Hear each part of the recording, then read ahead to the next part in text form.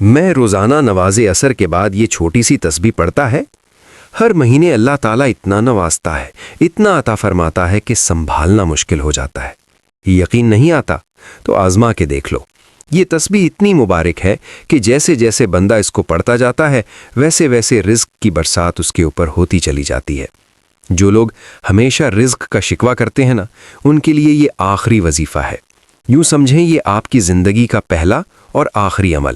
اس کو سمجھ کے کر لیں اور آپ کی زندگی صرف 3 دن کے اندر بدل جائے گی۔ 3 دن روزانہ اس تسبیح کو آپ نے پڑھنا ہے اور پھر آپ کا دل چاہے گا کہ آپ ساری زندگی اس تسبیح کو پڑھتے ہیں، اس کو کبھی چھوڑیں ہی نہیں۔ کیونکہ نماز عصر کے بعد کا جو وقت ہوتا ہے نا، وہ بڑا اہم ہوتا ہے۔ وہ انتہائی اعلیٰ درجے کا برکت والا ہوتا ہے۔ کیوں؟ کیونکہ اس وقت اللہ کی نوری ملائکہ فرشتے زمین پر اترے ہوتے ہیں۔ سارے فرشتے اکٹھے ہوتے ہیں، اور آپ کو یہ بھی پتا ہے نا کہ جمعے کے دن عصر کی نماز کے بعد درود پاک پڑھنے سے 80 سال کے گناہ معاف ہوتے ہیں۔ تو اس لیے وہ نماز عصر کے بعد کے وقت میں برکت ہے۔ اسی طرح آپ یہ عمل کسی بھی دن کر سکتے ہیں۔ شروع آج کریں، کل کریں، پیر کے دن کریں، جب چاہیں اس عمل کو شروع کر لیں، اور یہ عمل دیکھتے ہی دیکھتے تمہارے حالات بدل دے گا، اور اس کی برکت سے اللہ تعالیٰ تمہیں بن مانگے عطا کرے گا۔ کہتے ہیں اس عمل کے بعد مانگنے کی بھی ضرورت اور حاجت پیش نہیں آتی۔ اللہ تعالیٰ اتنا عطا فرماتا ہے کہ بندے کی نسلوں تک رزق ختم نہیں ہوتا۔ کیونکہ نماز عصر کے بعد کے وقت کے بارے میں حضرت جابر رضی اللہ تعالیٰ عنہ سے روایت ہے، نبی علیہ الصلوۃ والسلام نے فرمایا، بندے اور اس کے کفر کے درمیان جو فرق کرنے والی ہے نا، وہ نماز کا چھوڑنا ہے۔ اللہ پاک نے اس لیے فرمایا، حافظوا علی الصلوات والصلاۃ الوسطی وقوموا للہ قانتین۔ اللہ تعالیٰ نے نماز عصر کی خاص حفاظت کا ذکر کیا ہے کہ تم نماز عصر کی حفاظت کرو، اور نماز عصر پڑھنے کے بعد سورج غروب ہونے سے پہلے پہلے ہم نے اس عمل کو کرنا ہے۔ سب سے پہلے ہم اسی جگہ بیٹھے رہیں۔ نماز عصر کے بعد یہ 2-3 منٹ لگتے ہیں، کوئی مہینے یا آپ نے 2-4 گھنٹے یا مغرب تک نہیں بیٹھنا، صرف 2-4 منٹ بیٹھ کے آپ نے اس عمل کو کرنا ہے۔ اور یہ 2-4 منٹ کا عمل ہے، جب آپ پڑھیں گے انشاءاللہ اس کی برکتیں آپ کو نسلوں تک محسوس ہوتی رہیں گی، اور اس کی برکتیں آپ حاصل کرتے رہیں گے۔ لیکن ایک بات کا خیال رکھنا ہے، آپ جس جگہ بیٹھے ہیں وہ جگہ آپ کا لباس پاک ہونا چاہیے۔ آپ جہاں بیٹھیں یا نماز پہ بیٹھیں، گھر میں نماز پڑھیے، جہاں بھی پڑھیے، وہاں جو ہے وہ کسی قسم کی بدبو نہیں ہونی چاہیے، خوشبو مہکتی ہونی چاہیے۔ ہلکی پھلکی اپنے کپڑوں کو خوشبو لگا لیں، اس عمل کریے تاکہ اس کی کشش بنے، اس کی برکت آئے، اور اس سے ایک تاثیر ملے، اس سے روحانیت آپ کی بڑھے، اور آپ کو معاملات اور عمل کے اندر کامیابی کا راستہ مل جائے۔ اکثر لوگوں کو میں یہ بات کہا کرتا ہوں کہ جو بندہ خوشبو کا استعمال کرتا ہے نا، اس کی روحانیت بڑھتی ہے، اس کے پاس فرشتے اس کے قریب قریب رہتے ہیں، اللہ کی رحمت اس کا قریب قریب رہتی ہے۔ اس لیے یہ درود پاک پڑھ کر آپ نے اس عمل کا آغاز کرنا ہے۔ سب سے پہلے آپ نے صرف 7 مرتبہ حضور کی ذات پر درود پاک پڑھنا ہے، جو ہم نماز کے اندر پڑھتے ہیں۔ یہ درود پاک پڑھ لیں۔ اگر یہ یاد نہیں ہے تو آپ کوئی دوسرا درود پاک بھی پڑھ سکتے ہیں، چاہے آپ درود ابراہیم کے علاوہ الصلاۃ والسلام علیک یا رسول اللہ پڑھ لیں، یا جو بھی آپ کو درود پاک زبانی یاد ہو، صلی اللہ علیہ وسلم، یہ بھی پڑھ سکتے ہیں۔ درود پاک پڑھنا اول و آخر 7 مرتبہ ضروری ہے، اس سے کم تعداد میں نہیں پڑھنا۔ ہر ایک چیز کی ایک حکمت ہوتی ہے، اگر ساری حکمتیں اس عمل کے برتانے بیٹھ جاؤں تو وقت بہت لگے گا اور آپ تسلسل نہیں پائیں گے۔ اس لیے بس اختصار کے ساتھ میں عمل آپ کو عرض کرنا چاہتا ہوں۔ آپ نے اسی ترتیب کے ساتھ اس کو پڑھنا ہے انشاءاللہ تعالیٰ۔ دیکھیے، جب کوئی شخص فوت ہوتا ہے نا، مرنے کے بعد جب اس کو قبر میں اتار دیا جاتا ہے، لوگ دفن کر کے واپس آتے ہیں، اس کے بارے میں آقا علیہ الصلوۃ والسلام کی حدیث مبارکہ ہے۔ حضرت ابو بکر بن عمار بن ربیہ بیان کرتے ہیں، انہوں نے اپنے والد سے اس کو روایت کرتے ہیں، حضور علیہ الصلوۃ والسلام کو یہ فرماتے ہوئے سنا ہے، وہ شخص ہرگز آگ میں داخل نہیں ہوگا جو سورج نکلنے اور اس کے غروب ہونے سے پہلے نماز پڑھتا ہے، یعنی فجر کی اور عصر کی۔ اس پر تبصرہ کی ایک آدمی نے کہا کہ آپ صلی اللہ علیہ وسلم سے سنا تھا۔ انہوں نے فرمایا کہ ہاں، آدمی نے، میں نے شہادت دیتا ہوں، میں نے بھی رسول پاک صلی اللہ علیہ وسلم سے یہ بات سنی ہے، اور میرے دونوں کانوں نے اس کو سنا ہے۔ تو آقا علیہ الصلوۃ والسلام نے فرمایا تھا کہ جو نماز عصر پڑھنے کا عادی ہے نا، جب مردہ قبر میں داخل ہوتا ہے، کسی وقت بھی آپ اس کو دفنا کر آتے ہیں، صبح کے وقت، دوپہر کے وقت، ظہر کے وقت، مغرب کے وقت یا عصر کے وقت، اس کو جس وقت بھی قبر میں اتارا جاتا ہے نا، جب لوگ اتارتے ہیں تو اس کو قبر کے اندر عصر کا وقت دکھائی دیتا ہے کہ عصر کا وقت ہے۔ اس لیے فرمایا، اگر تم قبر کی بھی آسانیاں چاہتے ہو اور دنیا کی بھی آسانیاں چاہتے ہو تو پھر تمہیں چاہیے کہ تم اپنی نماز عصر کی خاص حفاظت کرو۔ اس سے نور ملتا ہے، اس سے رزق ملتا ہے، اس سے دولت ملتی ہے، اس سے اللہ تعالیٰ کے احکامات پر عمل پیرا کرنے کی توفیق مل جاتی ہے، اس سے سیدھا راستہ مل جاتا ہے، اللہ کا کرم ہوتا ہے، اللہ کی فضل، اللہ کی رحمت نزول شروع ہو جاتا ہے۔ اب اس ترتیب کے ساتھ ہی امام بخاری نے بھی حدیث مبارکہ لکھی، حضور نے فرمایا جس کی نماز عصر چھوٹ گئی گویا اس کا گھر اور مال سب لٹ گیا۔ اب خود اندازہ کر لیجئے گا ہماری کتنی نماز عصر فوت ہو جاتی ہیں، ہماری بربادی کس قدر نہیں ہوگی۔ اس لیے ہمیں چاہیے کہ ہم ان نمازوں کی خاص حفاظت رکھیں۔ وہ شخص ہرگز جہنم میں نہیں جائے گا جو اس نماز کو پڑھے گا، نماز عصر کو اور نماز فجر کا۔ بار بار حضور علیہ الصلوۃ والسلام نے یہ بات ارشاد فرمائی ہے۔ تو ہم نے اس ترتیب کے ساتھ اپنے اس عمل کا آغاز کرنا ہے کہ سب سے پہلے درود پاک پڑھ لیا۔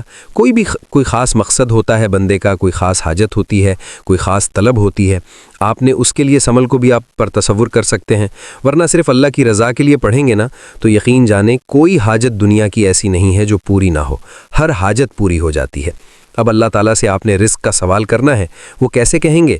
آپ کہیں گے یا رزاقو یا فتاح، اے اللہ میرے لیے رزق کے دروازے کھول دے اور فتح کے دروازے کھول دے۔ جب یہ دونوں اسم مبارک اکٹھے پڑھیں گے نا تو انشاءاللہ رزق کے دروازے تو کھلیں گے، ساتھ فتح اور کامیابی کے راستے بھی کھل جائیں گے۔ تو یہ وظیفہ دولت کا خاص کر ہے، ہر حاجت کے لیے خاص کر پڑھا جاتا ہے، اور اس لیے اس کو پڑھنے والا شخص کبھی بھی اللہ تعالیٰ کے کرم سے محروم نہیں رہتا۔ اگر آپ چاہتے ہیں آپ کبھی بھی محروم نہ رہیں اور ہمیشہ اللہ تعالیٰ کی مدد شامل حال رہے اور آپ کے تمام مسائل اور تمام معاملات حل ہوتے رہیں، تو پھر آپ اس عمل کو صرف 3 دن کے اندر اس کا رزلٹ خود دیکھیے گا۔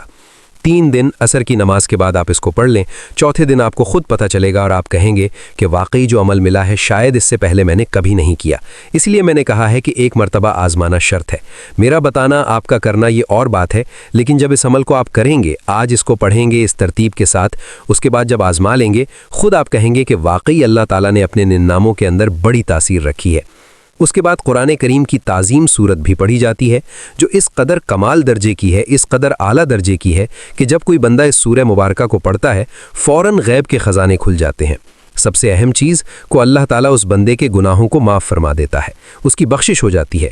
اس لیے محنت، لگن، ریاضت، یہ 3 چیزیں بڑی اہم ہوتی ہیں زندگی میں۔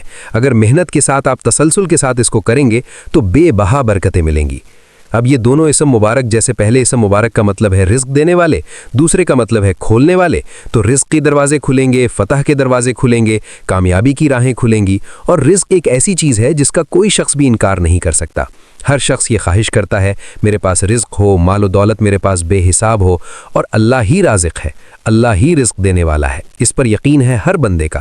کوئی بھی یہ نہیں سمجھتا کہ مجھے فلاں رزق دیتا ہے، فلاں رزق نہیں، سب کو اللہ ہی رزق دینے والا ہے، اللہ ہی رازق ہے، ساری کائنات کا وہی خالق ہے، وہی مالک ہے، اسی نے ساری کائنات کو بنایا ہے۔ اس کے پڑھتے ہی پریشانیوں، تکلیفوں سے جو رزق کی خاص کر ہوتی ہیں اس سے نجات مل جاتی ہے، اور رزق ایسے ایسے اسباب پیدا ہو جاتے ہیں کہ مفلسی دور ہوتی ہوئی بندہ خود دیکھتا ہے۔ ہر قسم کی فتح اور نصرت کے راستے ہموار ہوتے ہیں۔ اس کی برکت سے ہر مشکل سے مشکل کام بھی بڑی آسانی کے ساتھ حل ہو جاتا ہے۔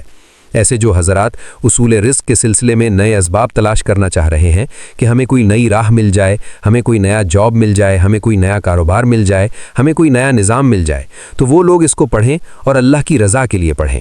جب اللہ راضی ہو جاتا ہے، اللہ کی رضا سے مراد ہوتا ہے رب کو راضی کرنے کے لیے جب ہم اس کا نام اس کو راضی کرنے کے لیے لیتے ہیں نا، تو پھر وہ ہمیں کسی کا محتاج نہیں ہونے دیتا۔ وہ کہتا ہے یہ بندہ میرا ہو گیا، اب میں اس کو کسی اور کے سامنے کیوں جھکنے دوں؟ یہ میرے سامنے جھک گیا، اب میں اس کو کسی اور کے سامنے جھکنے نہیں دیتا۔ یہ رب خیرات، خالق کائنات، مالک کائنات کی یہ شان ہے، یہ عظمت ہے کہ جو اس کی بارگاہ سے مانگتا ہے نا وہ اس کو ضرور عطا کرتا ہے، کیونکہ ساری دنیا کو وہ رزق دینے والا رزق ہے۔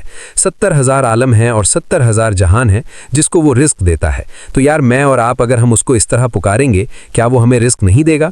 اس کے علاوہ اگر کوئی شخص اس کو چلتے پھرتے بھی پڑھنا چاہے تو وہ ضرور اس کا ورد کرے، اس سے دن بدن اس کا رزق میں اضافہ ہوتا جائے گا، اور ایسی جگہ سے اچانک ایسے یکدم انتظامات ہوں گے کہ ہر دیکھنے والا حیران رہ جائے گا۔ مفلسی غربت کے دور کو دور کرنے کے لیے آمدن آپ کی کم ہے، اخراجات آپ کے بہت زیادہ ہیں، غربت کا آپ شکار رہتے ہیں، کبھی رزق آ گیا، کبھی کام چل گیا، کبھی نہ چلا، کبھی کوئی کام کوئی دہاڑی مل گئی، کبھی نہ ملی۔ کہتے ہیں ریڑھی لگانے والا عام سادہ سا بندہ بھی اس عمل کو کرے تو اتنا امیر ہو جاتا ہے، اتنا اللہ تعالیٰ اس کو نوازتا ہے کہ ہر رشتہ دار ہاتھ باندھ کر اس سے پوچھتا ہے کہ بتاؤ ایسا کیا ملا ہے کہ تمہاری اچانک قسمت بدل گئی ہے۔ آپ نے دیکھا ہوگا کچھ لوگ اچانک دیکھتے ہی دیکھتے اتنے امیر ہو جاتے ہیں کہ ہر شخص تعجب کرتا ہے۔ اب ان دونوں اسماء مبارکہ کو اکٹھا ایک ساتھ ملا کر جب آپ پڑھیں گے تو آپ نے ان کو صرف 21 بار پڑھنا ہے۔ یہ بالکل مختصر سی تعداد ہے، کوئی زیادہ نہیں ہے، لیکن عمل کا انتہائی آپ کو فائدہ ملے گا، اتنا فائدہ ملے گا کہ آپ کی نسلیں آباد ہو جائیں گی، بس اس سے بڑھ کر تو اور کچھ نہیں۔ اس کے بعد آپ نے قرآن کریم کی جس سورت کا میں ذکر کرنا چاہ رہا تھا وہ سورت کوثر ہے۔ تو یہ سورت بالکل سادہ سی ہے، چھوٹی سی ہے، کوئی ہر تقریباً بچے کو یاد ہوتی ہے۔ تو یہ جب آپ پڑھیں گے، اس کی خاص تعداد ہے، اور کیونکہ اس کے اندر ہر ایک آیت کے اندر اس کی 3 آیات ہیں، ہر ایک آیت مقدسہ کے اندر جو ہے نا وہ 15 حرف ہیں، اس کے اندر 15 حرف ہیں، ہر ایک آیت مقدسہ میں 3 اس کی آیات۔ یہ بڑے میں اہم معلومات آپ کو دیتا ہوں، اور پڑھی لکھی گفتگو ہے، عام سادی بات نہیں ہے، اپنے پاس سے کوئی من گھڑ کے چیز نہیں بتا رہا، یہ ایک بڑی اتھینٹک چیز بتا رہا ہوں۔ آپ انا سے شروع کر لیں کوثر تک، لفظوں کی تعداد گن لیں، پہلی آیت مقدسہ میں تو 15 ہو گئی، اسی طرح دوسری کی گنے تو 15 ہو گئی، تیسری میں گنے تو 15 ہو گئی۔ تو پھر اس کا مطلب ہے یہ 15 کا عدد کوئی عام عدد نہیں ہے، یہ بڑا خاص اور بڑا قیمتی عدد ہے۔ اس لیے ہم جب اس عدد کے مطابق اس سورہ مبارکہ کا ورد کرتے ہیں، لیکن اس میں ایک بات ضروری ہے کہ اس کو ہم نے جو پڑھنا ہے تو ہم نے اس کی تعداد میں کمی نہیں کرنی۔